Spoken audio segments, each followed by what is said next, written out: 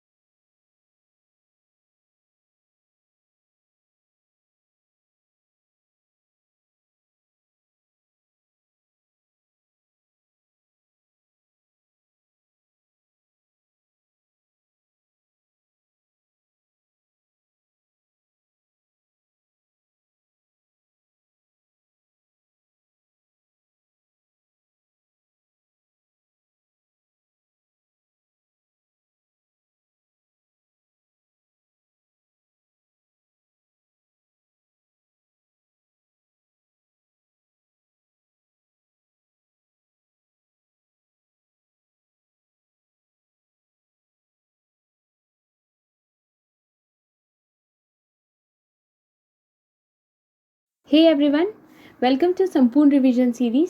आई am Shubhi Tripathi और आज हम कवर करेंगे जुलाई 2021 के करंट अफेयर्स का थर्ड लेक्चर। ओके, और आज मैं आप लोगों का ज़्यादा टाइम नहीं लूँगी, तो बिना और टाइम वेस्ट करते हुए चलिए देन स्टार्ट करते हैं। हमारा फर्स्ट क्वेश्चन है, विच स्टेट और union territory abolish the practice of दरबार मूव? किस राज्य या केंद्र शासित प्रदेश ने दरबार मूव की प्रथा को समाप्त किया है? बताइए क्या होना चाहिए इसका राइट आंसर। विच स्टेट और यूनियन टेरिटरी, किस राज्य या केंद्र शासित प्रदेश ने दरबार मूव की इस प्रथा को पूरी तरीके से ख़त्म कर दिया है? क्या होगा इसका right answer? Right answer is Jammu and Kashmir. Jammu and Kashmir ने दरबार मूव की इस प्रथा को समाप्त कर दिया है। ठीक है, थोड़ा सा और डिटेल में जानते हैं कि क्या होती है ये दरबार मूव की प्रथा और किसने इसको शुरू किया था और क्या कारण रहे हैं इसको समाप्त करने के लिए। ठीक है, तो जम्मू एंड कश्मीर को ब्रिटिश सरकार के टाइम पे या ईस्ट इंडिया कंपनी के टाइम पे the princely state of Kashmir and Jammu के नाम से जाना जाता था। ठीक, और यहाँ पर ब्रिटिश सरकार ने, ईस्ट इंडिया कंपनी ने 1846 से लेकर 1952 यानी 1846 से लेकर 1952 तक अपना राज किया था, अपना शासन किया था। ठीक, और इन्हीं के बीच में इसी जो टेन्योर है 1846 से लेकर 1952, इसी के बीच में 1872 में यानी 1872 में महाराजा रणवीर सिंह ने इस प्रथा को शुरू किया था। ठीक, और ये प्रथा आज से 149 साल पुरानी है। It's a 149 year old practice. ठीक है, जिसको अभी तक किया जा रहा था जम्मू एंड कश्मीर में।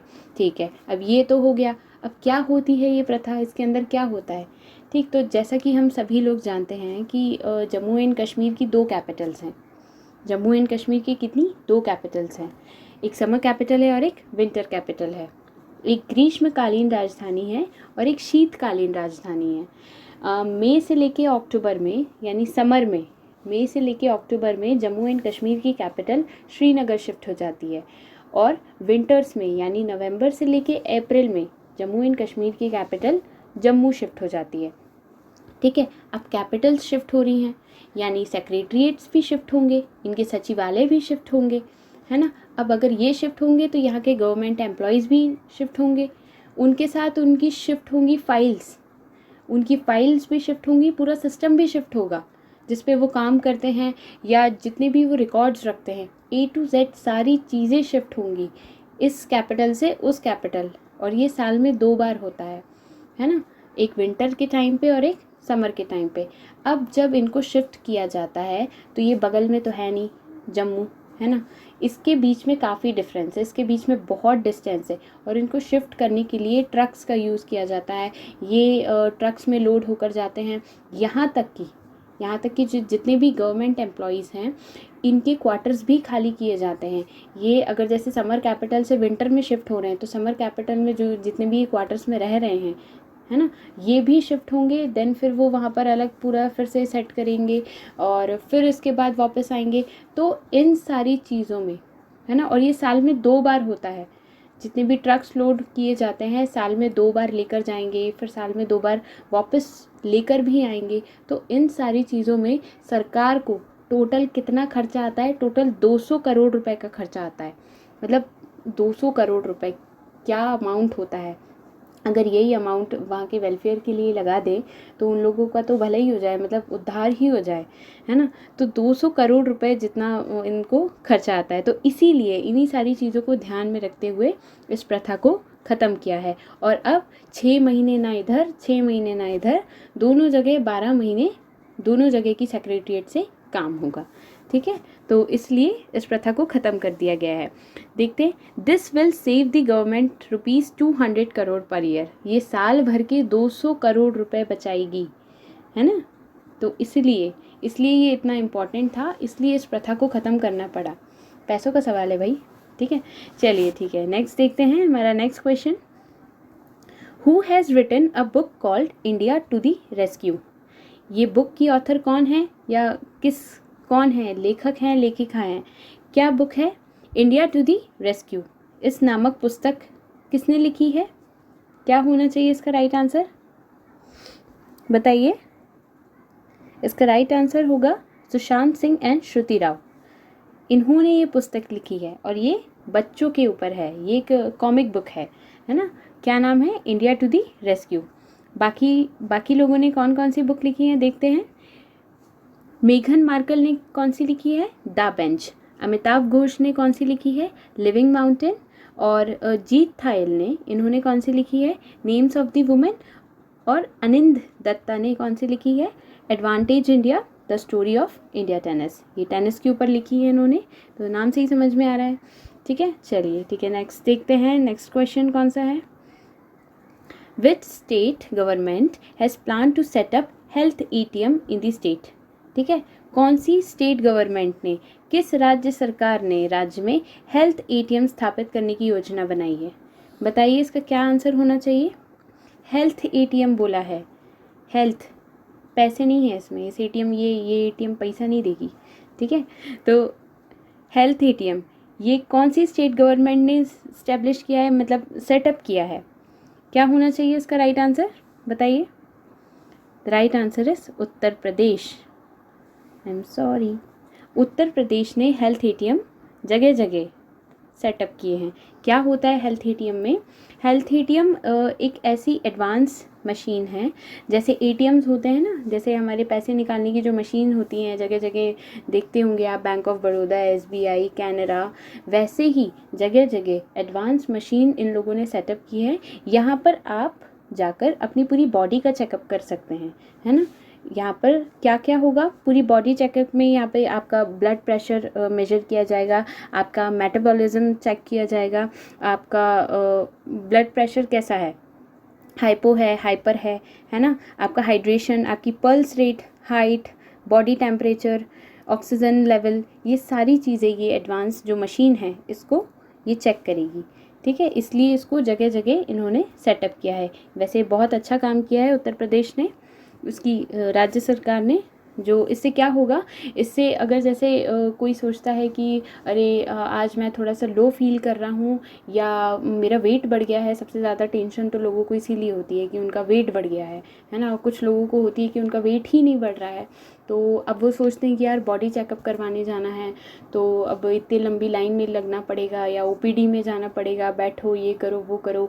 तो इसलिए इन्हीं सबको ध्यान में रखते हुए उत्तर प्रदेश की राज्य सरकार ने जगह जगह ये एडवांस मशीन को सेटअप किया है। ओके, चलिए ठीक है, नेक्स्ट देखते हैं। Which has become the first state of India to join the under two coalition to tackle climate change. जलवायु परिवर्तन से निपटने के लिए अंडर टू गठबंधन, है ना, इसमें शामिल होने वाला भारत का 5वां राज्य कौन बन गया है, ये पूछा है। अंडर टू कोलिशन आगे पढ़ेंगे हम, पहले इसका आंसर बताइए। इंडिया का कौन सा 5th स्टेट है? फर्स्ट नहीं, 5th। कौन सा होगा इसका राइट आंसर? इट्स महाराष्ट्र। अरे टिक हो जाओ।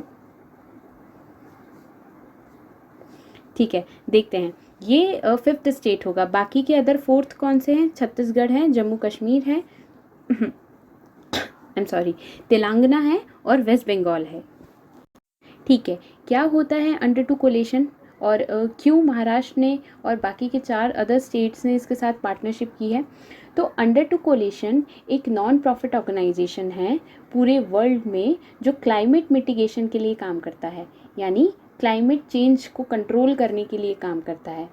और ये पेरिस एग्रीमेंट के एक्शन प्लान में है ना। अंडर टू कोलेशन ये एक ऐसा ऑर्गेनाइजेशन है जो जगह जगह जहाँ सबसे ज़्यादा क्लाइमेट चेंज होता है ना, तो वो उन लोगों के साथ ये पार्टनरशिप करता है और वहाँ पे उसको कंट्रोल करने की कोशिश करता है। और ऐसे ये इंडिया के 5 स्टेट्स ही अभी इसमें हैं, इससे पार्टनरशिप में हैं। बाकी इंडिया के साथ साथ और भी पूरी कंट्री मतलब पूरे वर्ल्ड से हम देखे जाए तो 200 ग्लोबल स्टेट्स हैं, है ना। पूरे वर्ल्ड में 200 ऐसे स्टेट्स हैं जिन्होंने इसके साथ पार्टनरशिप की है। स्टेट्स का मतलब कंट्रीज से रिलेटेड है ना, और उसके अंदर जितने भी स्टेट्स हैं उनसे रिलेटेड है, तो उन लोगों के साथ भी इसने पार्टनरशिप की है। ठीक, अब महाराष्ट्र ने ही क्यों करी, तमिलनाडु ने क्यों नहीं करी? तो महाराष्ट्र में सबसे ज़्यादा क्लाइमेट चेंज के इफ़ेक्ट देखे जाते हैं। वहाँ पर फ्लड एरिया भी है, वहाँ पर ड्रॉट प्रोन एरिया भी है। तो इन्हीं सबको ध्यान में रखते हुए इन्होंने अंडर टू कोलेशन के साथ पार्टनरशिप की है। ठीक है, और ये किसके अंडर में आता है? ये पेरिस एग्रीमेंट के एक्शन प्लान के अंडर में आता है। ओके, और इसका मेन उद्देश्य क्या है? इसका जो एम है, इसको क्या अचीव करना है? Green house gases emission mitigation. जो ग्रीन हाउस गैसेस एमिट हो रही हैं, रिलीज़ हो रही हैं हमारे लोअर एटमॉस्फेयर में, हमारी अर्थ से जितनी भी ग्रीन हाउसेस जा रही हैं उन सभी को कंट्रोल करना इसका मेन ऑब्जेक्टिव है। ठीक है, और वैसे भी ग्लोबल वार्मिंग और क्लाइमेट चेंज जैसे टॉपिक्स हमारे पूरे कंट्री में नहीं पूरे वर्ल्ड में सबसे ज़्यादा कंसर्न है ना, सबसे ज़्यादा कंसर्न टॉपिक है ये। और क्या होती हैं ग्रीन हाउस गैसेस? अगर जैसे देखा जाए तो जो हमारे लोअर एटमॉस्फेयर में है जिसके कारण सबसे ज़्यादा क्लाइमेट चेंज होता है, कौन कौन सी होती हैं? Carbon dioxide, methane, nitrous, ozone, chlorofluorocarbons, water vapours, ये सारी कौन सी गैसेस होती हैं? ग्रीन हाउस गैसेस होती हैं, जो हमारे एटमॉस्फेयर को कहीं ना कहीं ख़राब कर देती हैं। ठीक है, चलिए नेक्स्ट देखते हैं। नेक्स्ट क्वेश्चन कौन सा है?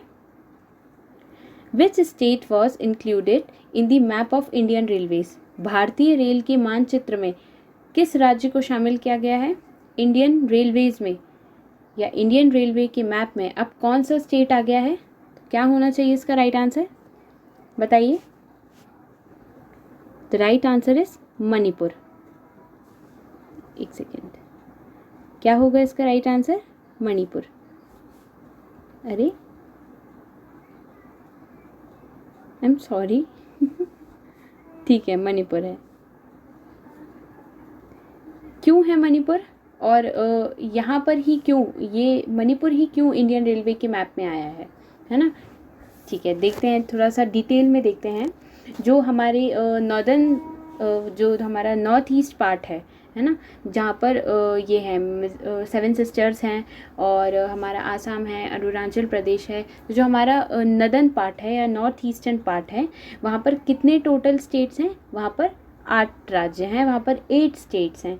ठीक है, कौन कौन से हैं वो? सिक्किम, अरुणाचल प्रदेश, नागालैंड, मणिपुर, मिज़ोरम, त्रिपुरा, मेघालय, आसम। तो ये सारे क्या हैं? नॉर्थ ईस्ट के 8 स्टेट्स हैं। अब यहाँ पर ये जो 8 राज्य हैं, ये जो 8 स्टेट्स हैं, यहाँ पर सिर्फ और सिर्फ 3 स्टेट्स की कैपिटल है ना, 3 स्टेट्स, 3 राज्यों की जो राजधानियाँ हैं वहीं तक ही रेलवे की कनेक्टिविटी जा चुकी है ना, वहीं तक रेलवे को कनेक्ट किया जा चुका है। तो वो कौन कौन से हैं? कौन से स्टेट्स की कौन सी कैपिटल्स हैं? पहला अरुणाचल प्रदेश की ईटानगर है ना, अरुणाचल प्रदेश के ईटानगर में रेल कनेक्टिविटी है, और त्रिपुरा के अगरतला में है। ठीक है, और थर्ड हमारे आसाम है, आसाम के दिसपुर में रेल को कनेक्ट किया जा चुका है, यहाँ पर डायरेक्ट ट्रेन जा सकती हैं। ठीक, और ऐसा कहा गया है कि 2030 तक, 2030 तक बाकी के राज्यों की जो राजधानियां हैं वहाँ भी रेल को कनेक्ट किया जाएगा, है ना। बाकी के भी जितने राज्य बचे हैं, जैसे मणिपुर हो गया, नागालैंड हो गया, मिज़ोरम हो गया, है ना, तो यहाँ भी इनको कनेक्ट किया जाएगा, रेल की कनेक्टिविटी को लाया जाएगा। अब मणिपुर का जो कैपिटल है इम्फॉल, नागालैंड कोहिमा, मिज़ोरम ऐज़वाल, है ना, यहाँ भी इनको कनेक्ट किया जाएगा। पर अभी अभी मणिपुर के स्टेट को, है ना, मणिपुर की जो कैपिटल है अभी यहाँ तक नहीं आई है, ठीक है। तो इसका क्या है, अ पैसेंजर ट्रेन राजधानी एक्सप्रेस फ्रॉम आसाम सिलचर, है ना, राजधानी एक्सप्रेस जो कि आसाम के सिलचर से चलेगी और कहाँ तक जाएगी, कहाँ तक अभी इसका ट्रायल हुआ है, कौन सा शहर है या कौन सी सिटी है मणिपुर की, वेंगई चुनपाओ, ठीक है, वेंगई चुनपाओ रेलवे स्टेशन है मणिपुर का, जहाँ पर आसाम के सिलचर रेलवे स्टेशन से राजधानी एक्सप्रेस की एक ट्रायल रन हुई है ना, वहाँ से वहाँ तक चेक किया गया है, ठीक है। पहली जो मणिपुर के इस स्टेट तक, या सॉरी मणिपुर के इस शहर तक जो ट्रेन गई है वो पहली यहीं पर ही गई है, ठीक है। और इसका जो इम्फॉल का जो रेलवे स्टेशन है वो अभी अंडर कंस्ट्रक्शन है, 2030 तक या उसके पहले तक ही ये बन जाएगा और यहाँ पर भी रेल की कनेक्टिविटी लाई जाएगी, ओके। और बाकी और देख लेते हैं, इसके चीफ मिनिस्टर कौन है मणिपुर के, एन बीरेन सिंह, और गवर्नर कौन है, नज़मा हेपतुल्ला, ठीक है। चलिए नेक्स्ट देखते हैं, on which day world population day is observed every year. World population day प्रतिवर्ष किस दिन मनाया जाता है, क्या होना चाहिए इसका राइट आंसर। ये तो पुराना क्वेश्चन है, आपको तो पता होना चाहिए, बताइए क्या होगा इसका राइट आंसर। आंसर इज 11 जुलाई, 11 जुलाई। यहाँ क्यों नहीं पेन चलता है, चल गया, ठीक है। 11 जुलाई को वर्ल्ड पॉपुलेशन डे मनाया जाता है और इसका मेन पर्पस क्या था, to draw attention towards the issue arising out of the rising population, है ना। इसका मेन उद्देश्य क्या था, दुनिया भर में बढ़ती जनसंख्या से उत्पन्न जितने भी मुद्दे हैं, है ना, जितने भी इश्यूज आ रहे हैं, जितने भी कंसर्न टॉपिक्स हैं, उनकी ओर ध्यान आकर्षित करना इसका मेन मोटो था। किस दिन होता है वैसे, 11 जुलाई के दिन, ठीक। और हमारी जो विश्व जनसंख्या दिवस है या वर्ल्ड पॉपुलेशन डे है, उसको कब स्टैब्लिश किया गया था, किस दिन, मतलब 11 जुलाई के दिन कब इसको वर्ल्ड पॉपुलेशन डे घोषित किया गया था, 1989 को, ओके। और हमारे कंट्री में, हमारी इंडिया में पॉपुलेशन कंट्रोल पॉलिसी कौन से स्टेट ने निकाली है या कौन से स्टेट ने लागू की है, उत्तर प्रदेश ने, जिसका मेन मोटिव क्या है कि 2021 से 30 इस पूरे डिकेड में, इन 10 सालों में ये पॉपुलेशन को अंडर कंट्रोल कर सके, है ना, क्योंकि स्टेट वाइज देखा जाए तो उत्तर प्रदेश में सबसे ज़्यादा पॉपुलेशन है, ठीक है। चलिए नेक्स्ट देखते हैं, Who inaugurated India's first private liquefied natural gas facility plant at Nagpur in Maharashtra. Maharashtra के नागपुर में भारत के पहले निजी तरलीकृत प्राकृतिक गैस सुविधा संयंत्र का उद्घाटन किसने किया है, बताइए क्या होना चाहिए इसका राइट आंसर। किसने इसका उद्घाटन किया है, India first private LNG facility plant, Bharat का पहला निजी एलएनजी सुविधा संयंत्र, क्या होगा इसका राइट आंसर, नितिन गडकरी। इन्होंने इसका इनॉग्रेशन किया है, कहाँ, नागपुर में। और नितिन गडकरी जी कौन हैं, हमारे इंडिया के यूनियन मिनिस्टर हैं for roads transport and highways, ये केंद्र मंत्री हैं रोड ट्रांसपोर्ट एंड हाईवेज के, ठीक। और इस एलएनजी फैसिलिटी प्लांट को किसके द्वारा स्थापित किया गया है, किसके द्वारा सेटअप इसको किया गया है, तो ये नागपुर का बैद्यनाथ आयुर्वेदिक ग्रुप है जो आयुर्वेदिक मेडिसिन बनाता है, जो आयुर्वेदिक की दवाइयाँ बनाता है, ये उसके द्वारा इसको सेटअप किया गया है। चलिए आगे देखते हैं कि एलएनजी की और क्या क्या क्वालिटीज़ होती हैं। तो एलएनजी एक नेचुरल गैस होती है जिसको लिक्विड फॉर्म में कन्वर्ट किया जाता है। एलएनजी एक नेचुरल गैस है और इसके जो मेन कंपोनेंट्स हैं, मेनली इसमें मीथेन ही होती है, लेकिन थोड़ा बहुत मिक्सचर इसमें ईथेन का भी रहता है, ठीक। और इसको जानबूझ के लिक्विड फॉर्म में कन्वर्ट किया जाता है जिससे इसकी ट्रांसपोर्टेशन आसान हो जाए, और ये इसलिए भी आसान हो जाती है क्योंकि ये कम जगह घेरती है, इसलिए इसको लिक्विड फॉर्म में कन्वर्ट किया जाता है, ठीक है। अब ये कम जगह कैसे घेरती है और कैसे इसको लिक्विड फॉर्म में कन्वर्ट किया जाता है, तो इस गैस को कूलिंग प्रोसेस के थ्रू कन्वर्ट किया जाता है, इस गैस को ठंडा किया जाता है -162 डिग्री सेल्सियस के टेम्परेचर में, -162 डिग्री, इस इतने टेम्परेचर में इसको ठंडा करके इसको लिक्विड फॉर्म में किया जाता है। इससे क्या होता है, जो नेचुरल गैस होती है वो श्रिंक होती है। जैसे ही कूलिंग प्रोसेस इसकी स्टार्ट होती है, धीरे धीरे वो श्रिंक होने लगती है, धीरे धीरे वो अपनी जगह कम करने लगती है। जितनी जगह में ये फैली होती है ये अपनी जगह कम करने लगती है और ये लिक्विड फॉर्म में कन्वर्ट हो जाती है। ठीक, तो इसलिए ये कम जगह घेरता है। और ये कितनी कम हो जाती है, ये लिक्विड फॉर्म में कन्वर्ट होकर कितनी कम हो जाती है, गैस के कंपैरिजन में 600 टाइम्स, ये 600 गुना कम हो जाती है in comparison to natural gas. मतलब गैसियस फॉर्म में ये बहुत ज़्यादा होती है और लिक्विड फॉर्म में ये एकदम कम हो जाती है। ठीक है, और ये नॉन प्रेशराइज्ड होती है, ये कलरलेस होती है, क्लीन होती है, ये नॉन टॉक्सिक होती है, ये पॉल्यूशन फ्री होती है। नॉन टॉक्सिक कैसी, इसमें कोई केमिकल नहीं होता है। ठीक, ये और ये फ्री, ये पॉल्यूशन फ्री होती है और ये लॉजिस्टिक कॉस्ट इफ़ेक्टिव होती है। लॉजिस्टिक कॉस्ट इफेक्ट क्या होता है, लॉजिस्टिक कॉस्ट जो इसकी पैकेजिंग कॉस्ट होती है या ट्रांसपोर्टेशन की या स्टोरेज की जो कॉस्ट होती है वो लॉजिस्टिक कॉस्ट रहती है। तो ये इसकी ट्रांसपोर्टेशन में और इसको कन्वर्ट करने में, इन सब में भी ये बहुत सस्ती होती है। ठीक, अच्छा, और इसका पूरे वर्ल्ड में सबसे लार्जेस्ट प्रोड्यूसर कौन है, which is the largest producer of LNG, who is the, कौन है, US है। US is the largest producer of liquefied natural gas. ठीक है, चलिए नेक्स्ट देखते हैं। India's first cryptogamic garden has been inaugurated in which state. भारत का पहला क्रिप्टोगेमिक गार्डन का उद्घाटन किस राज्य में किया गया है, बताइए क्या होना चाहिए इसका राइट आंसर। इसका राइट आंसर होगा उत्तराखंड। उत्तराखंड में भारत का पहला क्रिप्टोगेमिक गार्डन का उद्घाटन किया गया है। ठीक, और ये कहाँ पर किया गया है उत्तराखंड में, ये उत्तराखंड के चकराता डिस्ट्रिक्ट में, चकराता ज़िले में इसका उद्घाटन किया गया है और किसके द्वारा, अनूप नौटियाल के द्वारा इसका उद्घाटन किया गया है। ठीक है, थोड़ा समझते हैं कि क्या होता है क्रिप्टो गेम। ठीक, और इसका कैसे, इसका क्या गार्डन बना है।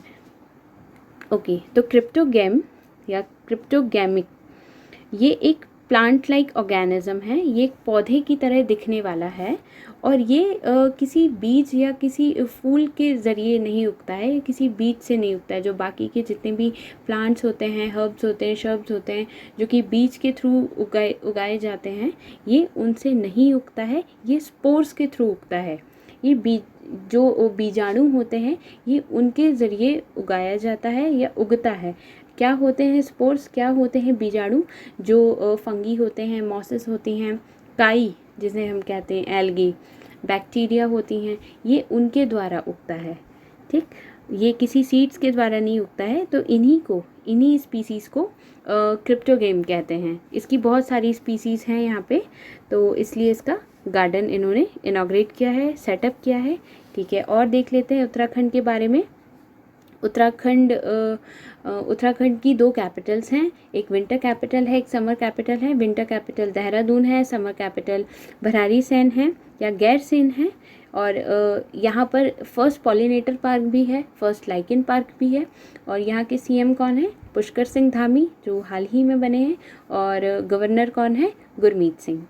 ठीक है, चलिए एक सेकेंड, इसमें बेबी रानी मौर्य लिखा हुआ है, तो ये उस टाइम के हैं, ये हमारा जुलाई का करंट अफेयर है, तो ये तब का है। ठीक, पर अभी हाल फिलहाल एट प्रेजेंट कौन है, गुरमीत सिंह। चलिए ठीक है, नेक्स्ट देखते हैं। India's first national dolphin research centre to come up in which city. भारत का पहला राष्ट्रीय डॉल्फिन अनुसंधान केंद्र किस शहर में स्थापित होगा, बताइए। फर्स्ट डॉल्फिन रिसर्च सेंटर कहाँ होगा, क्या होना चाहिए इसका राइट आंसर। अब डॉल्फिन है तो कहाँ होना चाहिए, पटना। ठीक है, बिहार के पटना में होगा। द गंगैटिक डॉल्फिन या the Gangetic dolphin in India's national aquatic animal. ठीक है, गंगैटिक डॉल्फिन क्या है, हमारे भारत का राष्ट्रीय जलीय जानवर है, इंडियाज नेशनल एक्वेटिक एनिमल है, जो कि but frequently falls prey to illegal poaching. और ये जो पोचिंग होती है, जो शिकार होता है, ये ज़्यादातर इनके कारण ही विलुप्त हो रही हैं, है ना। इनके कारण ही मतलब जो गैंगेटिक डॉल्फिन्स हैं हमारी धीरे धीरे कम होती जा रही हैं। ठीक, थोड़ा सा देखते हैं। गैंगेटिक डॉल्फिन जो हैं वो इंडेंजर्ड स्पीसीज़ अब डिक्लेयर कर दी गई हैं। इंडेंजर्ड स्पीसीज़ मतलब जो खात्मे की कगार पे हैं, जो विलुप्ति की कगार पे हैं, on the verge of extinction, है ना। इनको क्रिटिकली नहीं, इनको इंडेंजर्ड एक्वेटिक एनिमल डिक्लेयर कर दिया गया है। और ये one of the 4 fresh water dolphins हैं पूरे वर्ल्ड में वैसे 4 ही स्पीसीज़ हैं, जिसमें से एक स्पीसीज़ हमारी इंडिया में है। बाकी की 3 कहाँ पर हैं? यांगसे रिवर में है, इंडस रिवर में है, हमारी सिंधु रिवर में है, और अमेज़न रिवर में है। पूरी दुनिया में सिर्फ 4 ही हैं, जिसमें से एक हमारी इंडिया में है, जो कि कहाँ पर है? गंगा में है।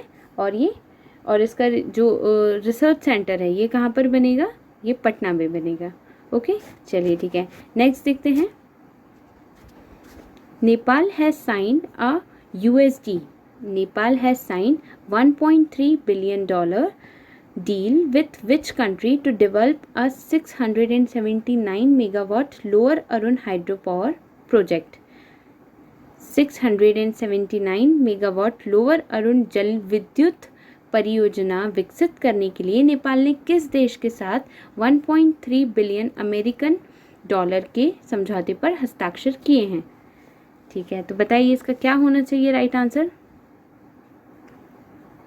किस कंट्री ने नेपाल के साथ पार्टनरशिप की है हाइड्रो पावर प्रोजेक्ट के लिए? बताइए क्या होगा इसका right answer. Right answer is India. Nepal के साथ इंडिया ने 1.3 बिलियन डॉलर के फंड के साथ, है ना, Nepal has signed 1.3 billion dollar के साथ 679 मेगावाट का lower Arun hydro power project बनाने के लिए पार्टनरशिप की है। ठीक है, ये इसके साथ मिलकर बनाएगा, इंडिया के साथ मिलकर बनाएगा। ठीक, और ये नेपाल में किस जगह बनेगा? नेपाल में कहाँ पर बनाया जाएगा? शंखुवा सभा और भोजपुर ज़िले के बीच में ये इसको बनाया जाएगा। ठीक है, now Nepal has signed 1.3 billion. अभी नेपाल ने 1.3 बिलियन की ये जो डील है इसको साइन की है, पर इससे पहले ये जो लोअर अरुण प्रोजेक्ट है, इससे पहले एक और प्रोजेक्ट ये साइन कर चुका है। और वो कौन सा था? वो 1.4 बिलियन का था। 1.4 बिलियन का 900 मेगावाट का था। और वो कौन सा था? अरुण 3 हाइड्रो इलेक्ट्रिक प्रोजेक्ट था। अरुण 3 हाइड्रो इलेक्ट्रिक प्रोजेक्ट, जिसको नेपाल के साथ साइन किया गया था। और अब ये जो 1.3 का होगा, ये लोअर अरुण प्रोजेक्ट होगा, और ये दूसरा होगा इंडिया के साथ। ठीक है, चलिए नेक्स्ट क्या है? नेक्स्ट है हमारी प्रीवियस क्वेश्चनरीज के आंसर्स। ठीक, जो आप लोगों ने शायद कमेंट सेक्शन में दिए हैं, जिसके आंसर अब वो यहाँ पर हैं, मैंने रिवील किए हुए हैं। तो बताइए, who is the author of the book title the 4th lion essays for Gopal Krishna Gandhi? कौन है इसके? वेन्यू माधव गोविंदू एंड श्रीनाथ राघवन। वेणु माधव गोविंदू और श्रीनाथ राघवन, ये इसके ऑथर हैं। कौन सी बुक के? The 4th lions essays for Gopal Krishna Gandhi. इसमें 26 एसेज बताए गए हैं, है ना। इसमें 26 निबंध हैं इस बुक के अंदर। एंड सेकेंड कौन सा था हमारा? Who has become the highest run scorer in women's cricket across all formats? तो कौन है जिन्होंने सबसे ज़्यादा रन बनाए हुए हैं? किसने बनाए हैं? मिताली राज ने। ठीक, मिताली राज ने अब तक के अपने करियर में 7391 रन बनाए हैं। और ये इंडिया की वुमेन्स क्रिकेट टीम की कैप्टन भी हैं। और इन्होंने अब तक के करियर में 7391 रन बनाए हैं। और ये जो 7,000 तक के रन का रिकॉर्ड है, ये रिकॉर्ड बना के इन्होंने इंग्लैंड के शॉर्लेट एडवर्ड्स जो कैप्टन हैं इंडियन क्रिकेट टीम के, इन्होंने उसको भी पीछे छोड़ दिया है। ठीक है, कितने रनों से? 7,391 रन के साथ। ठीक, थर्ड क्वेश्चन क्या था हमारा? Recently drones and other unmanned vehicle has been completely banned in which city? कौन से शहर में या कौन सी सिटी में इसको बैन कर दिया गया है, इसका प्रतिबंध लगा दिया गया है?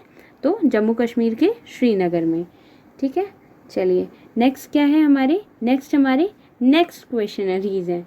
ठीक, तो ये आपके लिए 3 क्वेश्चन हैं और इसका आंसर आप मुझे कमेंट सेक्शन में बताएंगे और इसका डिस्क्रिप्शन मैं आपको नेक्स्ट वीडियो में बताऊंगी। तो कौन से क्वेश्चंस हैं? फर्स्ट क्या है हमारा?